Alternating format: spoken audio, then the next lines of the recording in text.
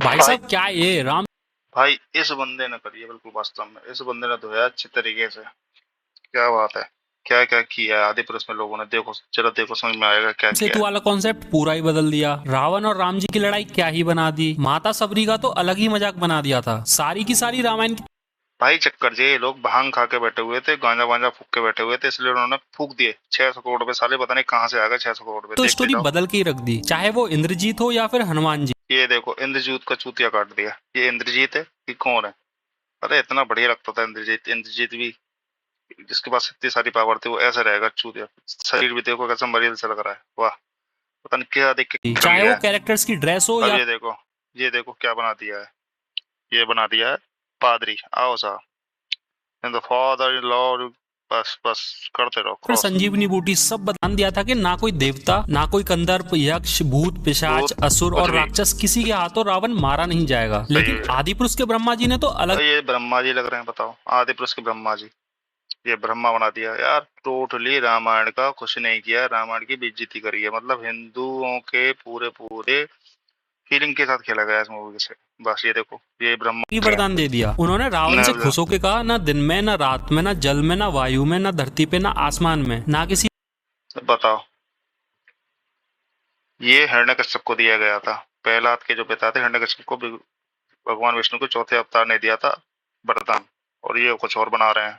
देव ना किसी दानव, किसी के हाथों से। ये 100 देखो करोड़ फूंकने से पहले ये पता कर लेते कि ये वरदान भाई, त्रेता युग के रावण को नहीं, सतयुग के हिरण्य कश्यप को मिले थे, जिनका वध विष्णु बस जी के चौथे अवतार नरसिंह ने किया था। नेक्स्ट क्या होता है, जब शूर्पणखा सीता माता को परेशान करती है तो लक्ष्मण जी शूर्पणखा की नाक काट देते हैं, जिसके बाद शूर्पणखा पहले उस राज्य के राजा खरदूषण के पास जाती है। जब वो राजा हार जाता है, उसके बाद शूर्पणखा अपने भाई रावण के पास जाती है, लेकिन वो सबके सामने भरी सभा में जाती है और वहां पर सभी लोग अपने अपने ओपिनियन रखते हैं। लेकिन इन्होंने क्या किया, शूर्पणखा अकेले में रावण को सारी बातें बताती है। और वैसे भी ये आदि ये पुरुष देखो वाले अगर भरी सभा दिखाते तो उस सभा में रावण को बोलने देखो, वाले कौन ये होते? रावण वो देखो। रॉन्ग टर्न मूवी के राक्षस जिन्हें बोलना तक नहीं आ रहा था। Wrong Turn अगला movie के चेंज राक्षस। सुनने से पहले ये देखो, ये है मारीच, जो पहले राक्षस हुआ करता था, परंतु वो सारे बुरे काम छोड़कर वो सन्यासी बन गया था। इसी जल्दी वजह दिखाते से हैं। मारीच का जो रूप है वो काफी अच्छा दिखाया गया था। और मैं तुम्हें बता दूं, ये वही मारीच है जिसने सोने के हिरण का रूप लिया था रामायण के अंदर। ये मारीच देख लिया, अब इस मारीच को देखो, सारा मूड ही खराब कर दिया। उसके बाद मारिच लग रहा है, अरे यार ये तो वो लग रहा है जो कल थॉर मूवी में आया था ना, थॉर मूवी में जो देवताओं को मारता है, वो वाला राक्षस। क्या हुआ था, रावण आया था साधु के भेष में, जो सीता माता को बाहर बुलाने की कोशिश करता है। हाँ, ये चीज तो सेम आदि पुरुष में भी थी। खैर, इसको बेचारे को अघोरी बना दिया है। ये रावण नहीं है, ये अघोरी बना दिया है। सन्यासी रावण नहीं, अघोरी। पर सीता माता इतना इजीली लक्ष्मण रेखा के बाहर नहीं आती। रावण जब श्राप देने लग जाता है कि तुम्हारा पति जिस स्वर्ण मृग के पीछे पीछे भागा डोल रहा है, वही स्वर्ण मृग तुम्हारे पति को मारने वाला है, इस श्राप के पूरे होने से पहले सीता माता डरकर रावण को रोक देती है और बाहर आ जाती है। लेकिन आदि पुरुष वाले सीन में दो बात विवाद होती है, उसी में जान की बाहर आ जाती है। नेक्स्ट चेंज ये है कि जब राम भगवान स्वर्ण मृग को मार देते हैं तो उन्हें पता लगता है कि ये तो एक माया थी, तो वो वापस जाते हैं अपनी कुटिया में। लेकिन वहां पर उन्हें सीता माता नहीं मिलती और ना ही उन्हें कुछ समझ आता कि हुआ क्या है। लेकिन आदि पुरुष में एक साइड तो रावण सीता माता ये देखो पुष्पक विमान, साला पुष्पक विमान ना चमगादड़ ही रहा, पता नहीं क्या बना दिया, बैट बनाया, चमगादड़ बनाया, पता नहीं क्या चमगादड़, आई रिपीट, चमगादड़ में लेके जा रहा होता है और दूसरी साइड राम और लक्ष्मण उनका पीछा कर रहे होते हैं। नेक्स्ट चेंज भी इसी के जस्ट बाद में ही है। जब लंकेश जानकी माता को लेके जा रहे होते हैं अपने पुष्पक विमान में, तो उनका पीछा जटायु करता है, लेकिन रावण उनका पर काट देता है, जिसके बाद वो जमीन पर पड़े पड़े राम राम पुकार रहे होते हैं। वही राम भगवान और लक्ष्मण जी सीता माता को ढूंढते हुए जटायु के पास पहुंच जाते हैं। तो जटायु ने बताते हैं कि सीता माता को कौन लेके गया और किधर लेके गया है। और वहीं जैसा मैंने बताया, राम जी और लक्ष्मण जी पहले ही रावण का पीछा कर रहे होते हैं, तो जटायु ने पहले ही मरा हुआ मिला था। मतलब उन्हें अपने आप ही पता था कौन है, कहां गया है। नेक्स्ट चेंज पर तो मुझे गुस्सा ही आ गया। हुआ क्या था, जब राम जी और लक्ष्मण जी सीता माता को ढूंढ रहे होते हैं हर जगह, तो एक जगह माता सबरी फूलों का मार्ग सबरी, आदि पुरुष सबरी माँ खुद ही पहुंच जाती है। सबरी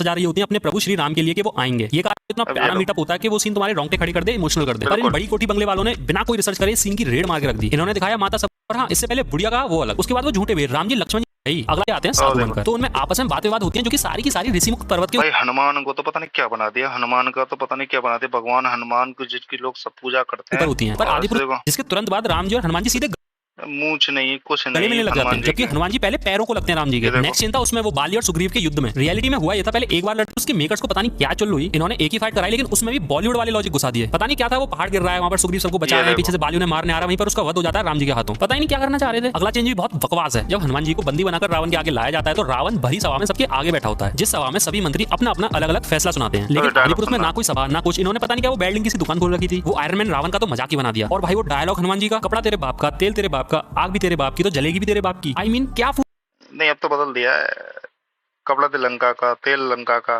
ये लंका का, वो लंका का, जलेबी लंका भी। किस स्क्रिप्ट लिखी थी भाई तुमने? अगले चेंज में तो मैं ये कहना चाहूंगा कि उसमें तो कोई चेंजेस भी नहीं होनी चाहिए थे भाई। राम सेतु एक ऐसा सेंसिटिव टॉपिक है जिसे जैसा है वैसा ही दिखाओ। जैसे जब राम भगवान ब्रह्मास्त्र चलाने वाले होते हैं समुद्र पर, तो वो प्रकट होकर माफी मांगता है कि वो अपनी पूजा में विलीन था। फिर उससे राम भगवान पूछते हैं कि इस समंदर को पार कैसे करें, तो वो बताता है कि नल और नील नाम के दो भाई हैं जिन्हें श्राप मिला हुआ था कि वो जो भी चीज समंदर में डालेंगे वो डूबेगी नहीं। इसके अलावा श्री राम कहते हैं कि उनका ब्रह्मास्त्र जब एक बार धनुष पर चढ़ जाए तो उसे वापस नहीं रख सकते, तो समंदर देव उन्हें तीर उत्तर दिशा में चलाने के लिए कह देते हैं। फिर राम जी की सेना पत्थर लाती है, हनुमान जी राम जी के मुंह में हर पत्थर पर श्री राम लिख देते हैं और वो पत्थर नल और नील के द्वारा समंदर में फेंके जाते हैं, जिससे राम सेतु बनता है। सिंपल था। लेकिन आदि पुरुष में क्या हुआ, राम जी ने ब्रह्मास्त्र चढ़ाया, समुद्र देव आए, उन्होंने कहा आप अपनी सेना से कहिए आपका नाम लेकर मुझे पत्थर फेंके, मैं डूबने नहीं दूंगा, बस खत्म। और वो ब्रह्मास्त्र जो चढ़ाया था वो भी वापस रख लिया। भाई यार 600 करोड़ का गांजा फूका था क्या आदि पुरुष मूवी वालों ने? राम सेतु की इतनी प्यारी हिस्ट्री को बदल के रख दिया। क्या इंपैक्ट पड़ेगा अपनी आने वाली जनरेशन पर, कभी सोचा है? अगला चीज जब विभीषण पहली बार राम जी से मिलने आते हैं तो वो अपने साथ कुछ मंत्रीगण भी लाते हैं और बड़ी इज्जत के साथ आते हैं। लाना वर्जित था और ऊपर से विभीषण आता जैसे कुछ चोरी करके भागेगा, और वो देखो साथ में अपनी बीवी को भी ले आया, जबकि त्रेता युग में लेडीज का ऐसे आना वर्जित था। और ऊपर से विभीषण और उसकी बीवी आपस में बात भी तो कैसे कर रहे थे रावण का सिंहासन लेने की, जैसे अनुपमा में बरखा भाभी अनुज की प्रॉपर्टी ले रही हो, मतलब हद है यार। अगला चीज जब एक फ्लैशबैक आता है श्री राम का, जिसमें वो अपने पिता दशरथ जी से बात कर रहे होते हैं। उस जगह क्या किया भाई इन्होंने, राम जी को ज्यूस बना रखा है। भाई वो सनातनी थे, ना कि किसी आश्रम के कथावाचक। थोड़ा तो ड्रेसिंग सेंस रख लेते, थोड़ा तो कैरेक्टर डिजाइन कर लेते। 600 करोड़ में ये भी नहीं हो पाता क्या? और हाँ वो क्या ही सीन था सीता माता को रणभूमि में दिखाने वाला, मतलब कुछ भी दिखा रहे हो। कितना भद्दा मजाक था वो भाई, उसे देख के कितना अजीब लग रहा था। अगला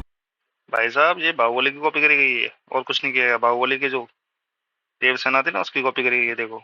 चेंज तो क्या ही डिजास्टर था भाई, पूछो ही मत। जब हनुमान जी संजीवनी लेने जाते हैं तो वो जैसे तैसे संजीवनी के पहाड़ तक पहुंचते हैं, तो वहां जाके थोड़े से कंफ्यूज हो जाते हैं कि इनमें से कौन सी संजीवनी बूटी है, क्योंकि सारी की सारी एक जैसी दिख रही थी और उन पर समय भी कम था, जिस वजह से वो पूरा का पूरा पहाड़ी लेके चले जाते हैं। पर बीच रास्ते में श्री राम के भाई भरत कोई मायावी राक्षस समझकर उनमें तीर मार देते हैं, पर एट द एंड वो जैसे तैसे पहुंच जाते हैं, जिसके बाद लक्ष्मण जी ठीक हो जाते हैं। तो जो वैद्य होते हैं वो हनुमान जी से कहते हैं कि इस पहाड़ को वापस रख के आना होगा, क्योंकि भविष्य में किसी को भी संजीवनी की जरूरत पड़ सकती है। पर मेरे भाई देखो आदि पुरुष वालों ने क्या किया, हनुमान जी गए आराम से संजीवनी पहचान ली और बोले मन में कि संजीवनी की जरूरत तो सबको पड़ेगी, और सीधा पहाड़ लेके वापस आ गए। जिसके बाद संजीवनी लक्ष्मण जी की तो लगाई पूरी सेना तक के लगा दी भाई, और वो पहाड़ भी वहीं के वहीं छोड़ दिया, उसे वापस ही नहीं रख के आए। अगला चेंज है उस छपरी फ्लैश का, जिसे इंद्रजीत बना दिया गया। तो ये देखो इंद्रजीत भाई सब देखेगा तो वो भी रो जाएगा देख देख के। इंद्रजीत साला चूतिया जीत बना दिया साला।